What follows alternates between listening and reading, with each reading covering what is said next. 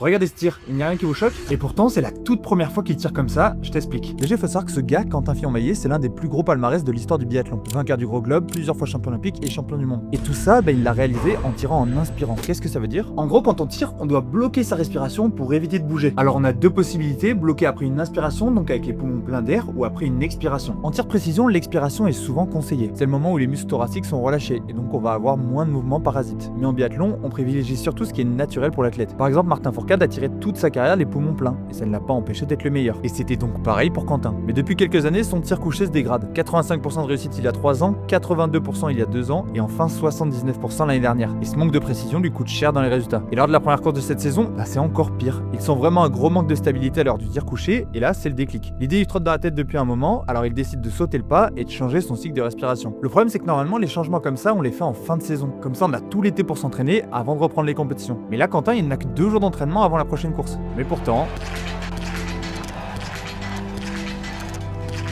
il réussit le plein et un podium. Et le lendemain, c'est un peu moins bien puisqu'il fait 2 fautes. Évidemment, ça demande encore du travail, mais le plus important, c'est que c'est largement suffisant pour remporter la course. Un podium et une victoire. Quentin Fillon-Maillet est de retour aux affaires.